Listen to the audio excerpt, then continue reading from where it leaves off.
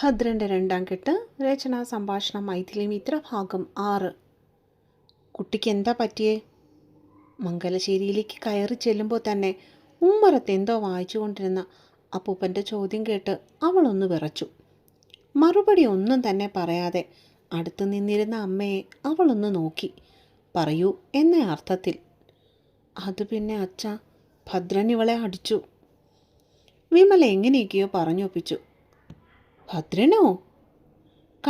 കൃഷ്ണൻ്റെ കണ്ണുകൾ അവിശ്വസനീയമായി മിഴിയുന്നത് പാർവതി കണ്ടു. അയാൾ പൊടുന്നനെ വായിച്ചു കൊണ്ടിരുന്ന മാസിക അടുത്ത് കിടന്ന ടീപ്പോയിലേക്ക് ഇട്ടിട്ട് കസേരയിൽ നിന്നും ചാടി എഴുന്നേറ്റു.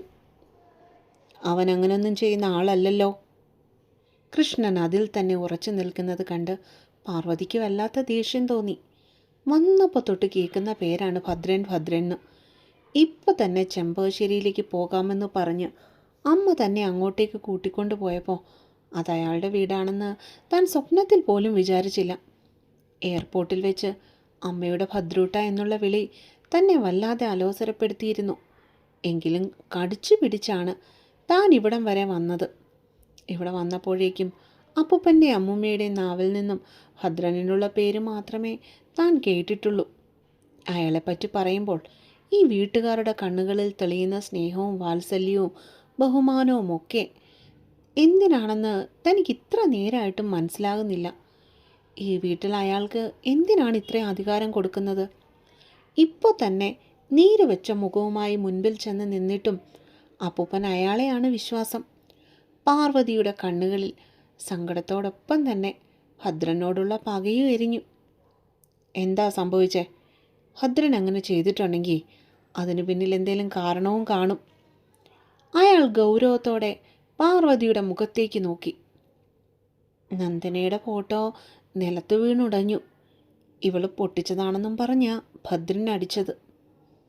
അതും പറഞ്ഞ് വിമല കുനിഞ്ഞ മുഖത്തോടെ നിന്നു. ഭദ്രൻ്റെ മുറിയിലേക്ക് പോകാൻ കുട്ടിയോട് ആരാണ് പറഞ്ഞേ? കൃഷ്ണൻ്റെ മുഖത്തെ ഗൗരവഭാവം അപ്പോഴും തെല്ലും കുറഞ്ഞിട്ടുണ്ടായിരുന്നില്ല. നന്ദന മരിച്ചതിന് ശേഷം ഭദ്രന് വന്ന മാറ്റങ്ങൾ ഈ കണിയാമംഗലം ഗ്രാമത്തിൽ ഒട്ടുമിക്കവർക്കും അറിയാവുന്നതാണ്. ഭാര്യ മരിച്ചിട്ട് 3 വർഷങ്ങളായിട്ടും ഇപ്പോഴും അവളുടെ ഓർമ്മയിൽ ജീവിതം ചിർവിച്ച് തീർക്കുന്നവനോട് എല്ലാവർക്കും സഹതാപമാണ്. ആ മാരാരുകുട്ടിയെ കണ്ടുപഠിക്ക്. മിക്ക അച്ഛനും അമ്മമാരും സ്വന്തം മക്കൾ തെറ്റ് ചെയ്താൽ പറഞ്ഞു തിരുത്തുന്നതും അങ്ങനെയാണ്. അവനോളം നന്മയുള്ളവനും കഴിവുള്ളവനും ഈ ഗ്രാമത്തിൽ കണ്ടെത്താൻ കഴിയുക പ്രയാസമാണ്. തെറ്റ് കണ്ടാൽ അവനോളം ദേഷ്യവും ആർക്കും കാണില്ല. ഓരോരോ ചിന്തകളാൽ കൃഷ്ണൻ്റെ മനസ്സലഞ്ഞു. ഞാൻ അറിയാതെ പോയതാ. പക്ഷെ ആ ഫോട്ടോ താഴെയിട്ട് പൊട്ടിച്ചത് ഞാനല്ല, സത്യം. ഇല്ലാത്ത ധൈര്യം എങ്ങനെയൊക്കെയോ ഉണ്ടാക്കി അവൾ പതിയെ പറഞ്ഞു. പാർവതിയുടെ ഒച്ച കേട്ടപ്പോഴാണ് അയാൾ ആലോചനകളിൽ നിന്നും പുറത്തേക്ക് വന്നത്. പിന്നെ അതെങ്ങനെയാണ് താഴെ വീണത്? അയാളുടെ നെറ്റി ചുളിഞ്ഞു. അതറിയില്ല പൂപ്പ. ആരോ എന്നെ വിളിക്കുന്നു തോന്നിയപ്പോഴാണ് അകത്തേക്ക് കയറി ചെന്നത്. ഫോട്ടോയിൽ ഞാൻ നോക്കി എന്നുള്ളത് സത്യമാണ്. പക്ഷേ അതെങ്ങനെയാണ് താഴെ വീണ് പൊട്ടിയെന്ന് എനിക്കറിഞ്ഞൂടാ. ആരോ എടുത്ത് എറിയുന്ന പോലെയാണ് അത് തറയിൽ വന്ന് വീണത്. അവൾ ഓരോന്നോർത്തോർത്ത് പറഞ്ഞു ഏൽപ്പിച്ചു. അപ്പോഴും പാർവതിയെ വിറയ്ക്കുന്നുണ്ടായിരുന്നു. കൊച്ചുമകൾ പറഞ്ഞത് കേട്ടതും അയാളുടെ കണ്ണുകളൊന്ന് പിടഞ്ഞു. കുട്ടി അകത്തേക്ക് പൊയ്ക്കോളൂ. വിമലേ, നീ അവൾക്ക് എന്താന്ന് വെച്ചാൽ ചെയ്തു കൊടുക്ക്. കൃഷ്ണൻ്റെ സ്വരം പതിവിലും മുറുകിയത് വിമല അറിഞ്ഞു. അവൾ പാർവിനെയും കൂട്ടി മുകളിലേക്ക് കോണികൾ കയറി. നാരായണി. മകളും പാർവതിയും അകത്തേക്ക് പോയെന്ന് മനസ്സിലാക്കിയതും അയാൾ അകത്തേക്ക് നോക്കി ഉച്ചത്തിൽ വിളിച്ചു. എന്താ പറ്റിയേ? പതിവില്ലാത്തതുപോലെയുള്ള വിളി കേട്ട് അവരുമ്മറത്തേക്ക് വേഗത്തിൽ ഏന്തി വലിഞ്ഞു വന്നു നിന്നു. അകത്തേക്ക് വാ, കുറച്ച് സംസാരിക്കുവാനുണ്ട്. കൃഷ്ണൻ അതും പറഞ്ഞുകൊണ്ട് സ്വന്തം മുറിക്കുള്ളിലേക്ക് കയറിപ്പോയി. വല്ലാത്തൊരു ഭീതിയോടുകൂടി അവരും ഭർത്താവിനെ അനുഗമിച്ചു. മോൾക്ക് കുടിക്കാൻ എന്തേലും വേണോ? അവളെ ബെഡിലേക്ക് കിടത്തിയിട്ട് വിമല ചോദിച്ചു. വേണ്ട മമ്മ, ഞാൻ ഓക്കെയാണ്. അവൾ കിടന്നുകൊണ്ട് തന്നെ മറുപടി നൽകി. കുറച്ചു നേരം ഉറങ്ങിക്കോ. വല്ലാത്തൊരു സങ്കടം തൊണ്ടയിൽ കുടുങ്ങി നിൽക്കുന്നുണ്ടായിരുന്നു വിമലയ്ക്ക്. മകളുടെ പൊട്ടിയ ചുണ്ടുകളും നീര് വന്ന് ചുവന്നു വീർത്ത കവളും അവരുടെ നെഞ്ചിൽ വല്ലാത്ത പുകച്ചിലുണ്ടാക്കി. തൻ്റെ ഭദ്രൂട്ടൻ ഒരിക്കലും ഇങ്ങനെയായിരുന്നില്ല. പെൺകുട്ടികളെ വളരെയധികം ബഹുമാനത്തോടെ കാണുന്നവനാണ് ഇന്ന് തൻ്റെ മോളുടെ ദുഃഖത്തിന് കാരണമെന്ന് അവരോർത്തു. അടിച്ചത് അറിഞ്ഞോണ്ടല്ലേ ചേച്ചി, എൻ്റെ ജീവന തറയില പൊട്ടിച്ചെതറി കിടക്കുന്നേ. കണ്ടപ്പോളെ സഹിക്കാൻ പറ്റിയില്ല. ചുവന്ന് കലങ്ങിയ കണ്ണുകളാൽ തെറ്റ് ചെയ്ത കുട്ടികളെ പോലെ തൻ്റെ മുൻപിൽ വന്ന് നിന്നവനെ ഒന്നും പറയുവാൻ തനിക്കപ്പോൾ തോന്നിയില്ല എന്നതാണ് സത്യം. അവൻ്റെ സങ്കടവും താൻ മനസ്സിലാക്കേണ്ടേ എന്നാരോ അപ്പോൾ മനസ്സിലിരുന്ന് പറഞ്ഞു. എത്രയൊക്കെ കുറുമ്പ് കാട്ടിയാലും തൻ്റെ മകള് കള്ളം പറയില്ല. അവൾ പറയുന്നുമുണ്ട് അവളല്ല അത് ചെയ്തതെന്ന്. പക്ഷേ ഭദ്രൂട്ടൻ പറയുന്നു ആരോ തറയിൽ വരച്ചെറിഞ്ഞില്ലെങ്കിൽ മാത്രമേ അത് താഴേക്ക് വീഴുള്ളൂ എന്ന്. അതിൻ്റെ തെളിവാണ് ചുവരിലെ ഊരിപ്പോകാത്ത ആണിയും ഫോട്ടോ ഫ്രെയിമിലെ ഇളകാത്ത കൊളുത്തും. പാറു അല്ലെങ്കിൽ ആരാണത് ചെയ്തേ? ആ മുറിയിൽ അവൾ ഒറ്റയ്ക്കല്ലേ ഉണ്ടായിരുന്നുള്ളൂ. അപ്പോൾ ഭദ്രൂട്ടൻ പറഞ്ഞതാണോ സത്യം? പക്ഷേ എൻ്റെ മോള് കള്ളം പറയില്ലല്ലോ. വിമലയുടെ തല പുകഞ്ഞു. മമ്മ. പാർവതി അവരുടെ ഇരിപ്പ് കണ്ട് പതിയെ തട്ടി വിളിച്ചു. എന്താ മോളെ? അവരൊന്ന് ഞെട്ടിക്കൊണ്ട് ചോദിച്ചു. ഞാൻ പറഞ്ഞ സത്യ. മമ്മയ്ക്കും എന്നെ വിശ്വാസമില്ലേ? കണ്ണീരോടെ ചോദിക്കുന്നവളെ പൊടുന്നനെ ആഞ്ഞു പുൽകിയവർ. ആരൊക്കെ എന്തൊക്കെ പറഞ്ഞാലും എൻ്റെ മോളെ എനിക്ക് വിശ്വാസമാണ്. വിമല വിതുമ്പിക്കൊണ്ട് അവളെ ചേർത്ത് പിടിച്ചു നെറുകയിൽ വാത്സല്യത്തോടെ തഴുകി. ഉറക്കം വരുവാ മമ്മ. കണ്ണുകൾ അടച്ചുകൊണ്ട് പാറു പതിയെ പുലമ്പി. മമ്മയുടെ പൊന്നു ഉറങ്ങിക്കോ. അവളെ അവർ തഴുകി ഉറക്കി. അവൾ നീണ്ട ഉറക്കത്തിലേക്ക് ആഴ്ന്നെന്ന് മനസ്സിലായതും അവരവളെ ഒന്ന് പുതപ്പിച്ചിട്ട് നെറ്റിയിൽ ഒരു ഉമ്മ നൽകി. ശേഷം താഴേക്ക് ഇറങ്ങിപ്പോയി. പാർവതി അപ്പോഴൊരു സ്വപ്നം കണ്ടു.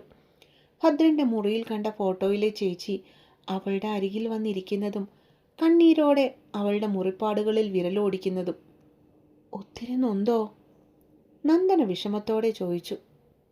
നൊന്തു, വല്ലാതെ.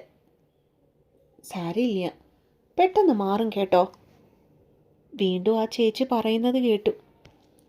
ആ ഉണ്ട കണ്ണുകളിൽ തൻ്റെ വേദന അറിഞ്ഞെന്ന വെണ്ണം കണ്ണീരടരാൻ വെമ്പി നിൽക്കുന്നത് ഒറ്റൊരതിശയത്തോടെ പാർവതി നോക്കിക്കണ്ടു. പക്ഷെ എന്തിനെന്ന് മാത്രം അവൾക്കപ്പോൾ മനസ്സിലായില്ല. ചേച്ചിക്ക് ചെമ്പകത്തിൻ്റെ വാസനയാ, അതെന്തേ? അവൾ നിഷ്കളങ്കമായി ചോദിച്ചു. അതോ, ഞാൻ കിടക്കുന്നതിൻ്റെ മരത്തിൻ്റെ അരികിലെ ഒരു ചെമ്പകമരം ഉള്ളതുകൊണ്ടാ. അതും പറഞ്ഞുകൊണ്ട് ആ ചേച്ചി പൊട്ടിച്ചിരിക്കുന്നത് കണ്ടു. പിന്നീട് അവരിരുവരും ഏറെ നേരം സംസാരിച്ചു. ഞാൻ പൊയ്ക്കോട്ടെ, എൻ്റെ പ്രാണൻ എന്നെ വിളിക്കുന്നുണ്ട്. കുറേ നേരത്തിന് ശേഷം തൻ്റെ നേരെ നോക്കി അനുവാദം ചോദിക്കുന്ന ചേച്ചിയെ നിരുത്സാഹപ്പെടുത്താൻ തനിക്കും തോന്നിയില്ല. ആ പ്രാണൻ ആരാണെന്ന് ചോദിക്കണമെന്നുണ്ടായിരുന്നു. പക്ഷേ പിന്നീടത് വേണ്ടെന്ന് വെച്ചവൾ. ഇനിയും വരുമോ? അത്രമാത്രം ചോദിച്ചു. നീ എൻ്റെ അനിയത്തിയല്ലേ, നിന്നെ കാണാതിരിക്കാൻ എനിക്ക് പറ്റുമോ? കുസൃതി കണ്ണുകളിൽ ഒളിപ്പിച്ചുകൊണ്ടുള്ള ആ സംസാരം എന്തിനു വേണ്ടിയാണെന്ന് മനസ്സിലായില്ലെങ്കിലും പൊയ്ക്കോ എന്ന രീതിയിൽ തലയാട്ടി താൻ സമ്മതം അറിയിച്ചു. അവരൊരു മൂടൽമഞ്ഞ് പോലെ വായുവിൽ അലിഞ്ഞു ചേർന്ന് പോകുന്നത് അത്ഭുതത്തോടെ താൻ നോക്കി നിന്നു. പിന്നെയും എന്തൊക്കെയോ അവ്യക്തമായി കണ്ടു. ഒന്നും ഓർത്തെടുക്കാൻ പറ്റുന്നില്ല. എങ്കിലും ചുവന്ന പെട്ടിയിൽ സൂക്ഷിച്ച ഒരു കൂവളത്തിലെയും രുദ്രാക്ഷമാലയും മാത്രം മനസ്സിൽ നിന്നും പോയിരുന്നില്ല. നീ എന്തിനാടി എന്നെ വിട്ടുപോയെ? ഒറ്റയ്ക്കാക്കി പോയി. സങ്കടം തൊണ്ടയിൽ കിടന്ന് കറങ്ങുന്നുണ്ടെങ്കിലും അതിനെ ദേഷ്യത്തിൻ്റെ മുഖംമൂടി അണിയിച്ച് ഭദ്രൻ നന്ദനയുടെ ചില്ലുപൊട്ടിയ ഫോട്ടോയിലേക്ക് നോക്കി ചോദിച്ചു. ഈ ഫോട്ടോ സൂക്ഷിച്ചിരിക്കുമ്പോൾ ഒന്നേ ഞാൻ ചിന്തിച്ചുള്ളൂ, ഇത് നഷ്ടപ്പെടുന്ന അന്ന് ഭദ്രൻ്റെ ജീവിതവും നിലയ്ക്കുമെന്ന്. ഇപ്പോൾ ഇതെന്തിനാടി പൊട്ടിയത്? ഭദ്രൻ നന്ദനയുടെ ചിരിക്കുന്ന മുഖത്തേക്ക് നോക്കി ചീറി. ശേഷം കട്ടിലേക്ക് കമഴ്ന്നു കിടന്നുകൊണ്ട് മനസ്സിനെ നിയന്ത്രിക്കുവാനായി ശ്രമിച്ചു. ആ മുറിയിൽ അവന് കാവലാളായി നിന്നവൾ തൻ്റെ പ്രാണൻ്റെ സങ്കടം കാണാൻ ശേഷിയില്ലാതെ പൊട്ടി പൊട്ടി കരഞ്ഞു. വേണം ഭദ്രേട്ടാ, കുറച്ച് സങ്കടപ്പെട്ടാലും ഇതാണ് ശരി, ഇത് മാത്രമാണ് ശരി. ആ മഹാദേവൻ്റെ ആഗ്രഹം ഇതാണ്. അതിന് നിമിത്തമായത് ഈ ഞാനും. ഇതൊരു തുടക്കം മാത്രമാണ്, സന്തോഷപൂർണമായ ഒരു ജീവിതത്തിൻ്റെ തുടക്കം. അവിടെ നിനക്ക് കൂട്ടാവാൻ അവളുണ്ടാവണം പാർവതി. എങ്കിലേ നിന്നെ ഓർത്ത് അലിഞ്ഞു തിരിയുന്ന എൻ്റെ ആത്മാവിന് നിത്യശാന്തി ഉണ്ടാവുകയുള്ളൂ. അതും പറഞ്ഞ് അവൾ അവനെ നോക്കി പുഞ്ചിരിച്ചുകൊണ്ട് ചെമ്പകപ്പൂ ചുവട്ടിലേക്ക് നടന്നു. അപ്പോൾ കാത്തിരിക്കുക കേട്ടോ. ആദ്യമേ പറയുക, ഇതൊരു പ്രേതകഥയല്ലേ.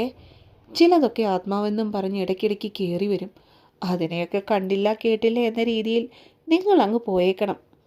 അപ്പോൾ കുറച്ച് ടെക്നിക്കൽ ഇഷ്യൂസ് ഉണ്ടായിരുന്നു, അതാണ് ഫോട്ടോ ഇടാത്തത് കേട്ടോ. കൂട്ടുകാരെല്ലാവരും എന്നോട് ക്ഷമിക്കണേ.